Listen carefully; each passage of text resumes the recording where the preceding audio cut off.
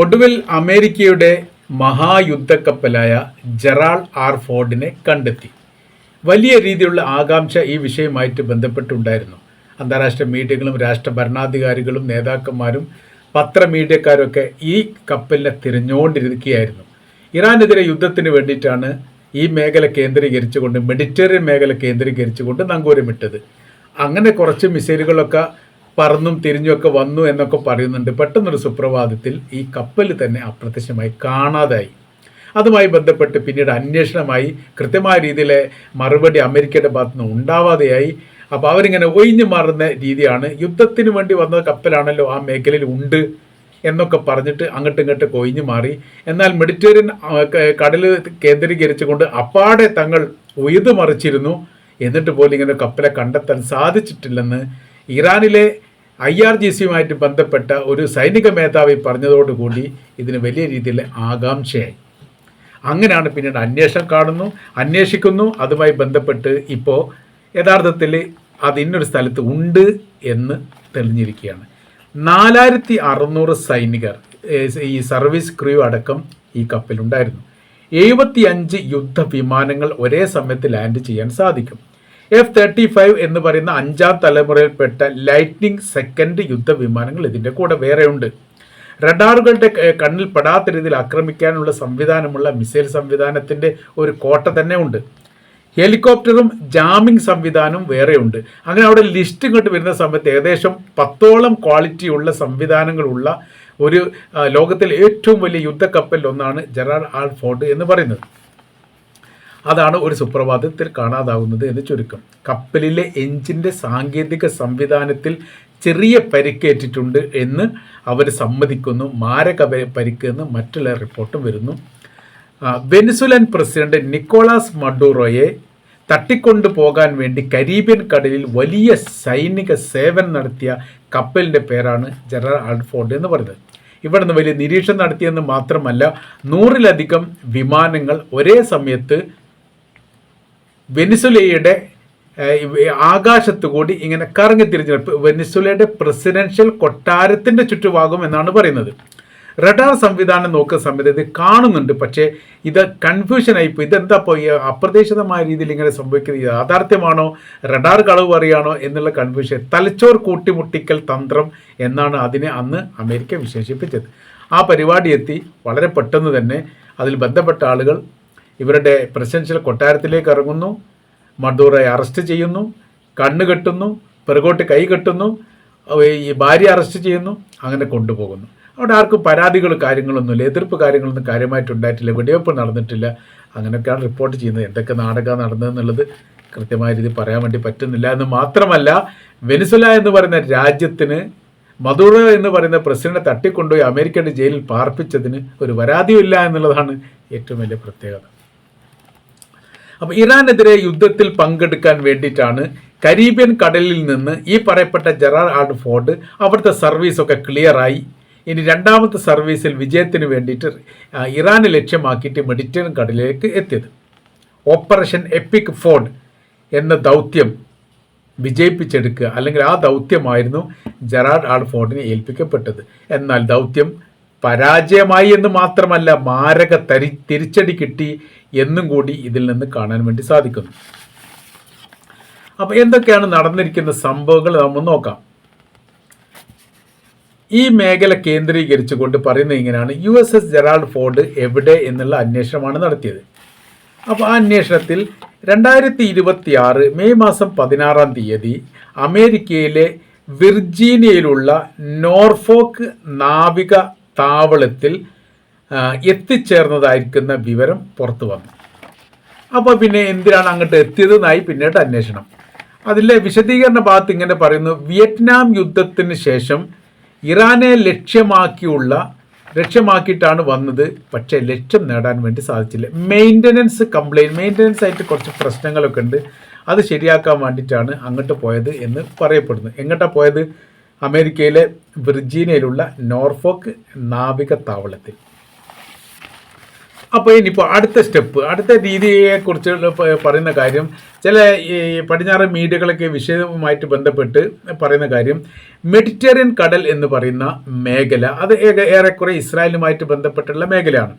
ഈ മേഖലയുമായിട്ട് ബന്ധപ്പെട്ട് ഇറാൻ എന്തെങ്കിലും ആക്രമണം നടത്തിയിട്ടുണ്ടോ എന്നുള്ളതാണ്. ഏറ്റവും ഒടുവിലത്തെ സ്ഥിരീകരണം വരുന്നത് ശക്തമായിരിക്കുന്ന ആക്രമണം നടത്തിയിട്ടുണ്ട്. കാര്യം, ഇവിടെ ആദ്യത്തെ ഒരു കപ്പൽ വന്നിരുന്നു. അത് 2025 ഈ പ്രാവശ്യമല്ല, കഴിഞ്ഞ വർഷം യുദ്ധത്തോടനുബന്ധിച്ച് യുദ്ധം ആരംഭിക്കുന്നതിന് മുമ്പ് 2 തരത്തിൽ വന്നിട്ടുണ്ട്.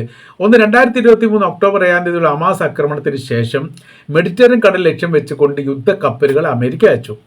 എന്നാൽ ഈ യുദ്ധത്തിൻ്റെ മുഹൂർത്തഘട്ടത്തിൽ 2023 സ്റ്റാർട്ട് തുടങ്ങി 2024 മധ്യത്തിലായ സമയത്ത് ഹൂത്തികൾ ഇതിൽ ഇടപെട്ടു. ആക്രമണവുമായിട്ട് ബന്ധപ്പെട്ട് ഹൂത്തികളുടെ കയ്യിലുള്ള ലോങ് മിസൈൽ കൊണ്ട് മെഡിറ്ററേനിയൻ കടലിലുള്ള അമേരിക്കയുടെ യുദ്ധക്കപ്പലിന് നേരെ ആക്രമണം നടത്തി. ഉയർന്നു വന്നിരിക്കുന്ന, അതായത് ആ കപ്പലിൽ നിന്ന് ഒരു യുദ്ധവിമാനം ഉയർന്നു വന്ന സമയത്ത് ആ യുദ്ധവിമാനത്തെ ലക്ഷ്യം വെച്ചുകൊണ്ട് ഹൂത്തികൾ യമനിൽ നിന്ന് മിസൈൽ തൊടുത്തു വിടുകയും അതിന് പതിക്കുകയും ചെയ്തു. ആ പതിച്ച വിമാനം താഴെ കടലിൽ വീണു. അതോടുകൂടി ഒരു കാര്യം മനസ്സിലായി, ആക്രമിച്ചാൽ കൃത്യമായിരിക്കുന്ന ലക്ഷ്യത്തിലെത്തിക്കൊണ്ട് ആക്രമണം നടത്താൻ വേണ്ടി സാധിക്കുന്നതാണ് തങ്ങളുടെ കൈവശത്തിലുള്ള മിസൈൽ എന്നുള്ളൊരു ബോധ്യം അവർക്കുണ്ടായി. അതിന് ഇറാൻ വലിയ രീതിയിൽ പിന്തുണ നൽകുകയും ചെയ്തു.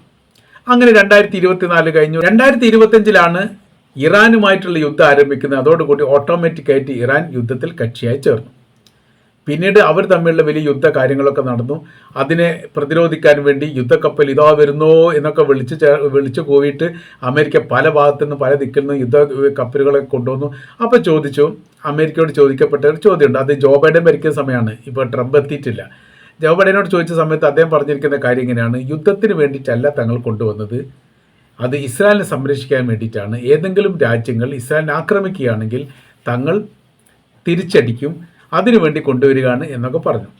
പറയുന്നത് അങ്ങനെയൊക്കെ ആണെങ്കിൽ പോലും ഈ ഗസയെ ആക്രമിക്കാനുള്ള പരമാവധി ആയുധങ്ങളുമായിട്ടാണ് എത്തിയത്.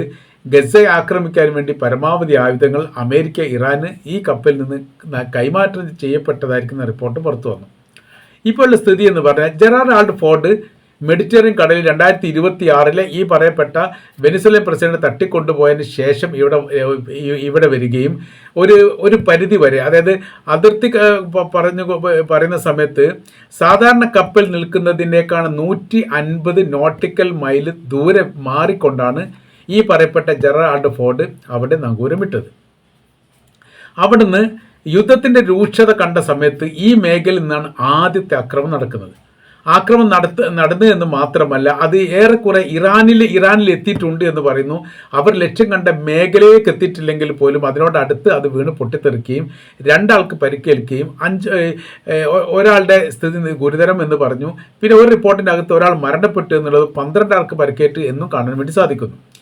ഏതായിരുന്നാലും അവർ ആക്രമിച്ചതോടുകൂടി അവർക്ക് ഇറാനെ സംബന്ധിച്ചിടത്തോളം അവർക്ക് ഒരു കാര്യം ബോധ്യമായി: ശത്രു ഇന്ന മേഖലയിൽ വെച്ച് ഇന്ന സമയത്താണ് ആക്രമിക്കപ്പെട്ടത് എന്നുള്ളത്. ഇറാൻ ശക്തമായിരിക്കുന്ന തിരിച്ചടി വെച്ച് ബാലിസ്റ്റിക് മിസൈൽ വെച്ചുകൊണ്ട് ആക്രമിച്ചു. അത് ലക്ഷ്യം കണ്ടു. ലക്ഷ്യം കണ്ടതോട് കൂടിയിട്ട് അവരുടെ കപ്പലിലുള്ള യുദ്ധവിമാനത്തിന് തീപിടിച്ചു. അവരുടെ ഒരു ഭാഗം തന്നെ അപ്പാടെ കത്തുകയും ചെയ്തു. എന്നാൽ ഇത് അമേരിക്ക സ്ഥിരീകരിച്ചില്ല. അമേരിക്ക പറയുന്നത് അതിൻ്റെ അകത്തുള്ള ഗ്യാസ് പൊട്ടിത്തെറിച്ച വിഷയങ്ങൾ ഉണ്ടായതാണ്.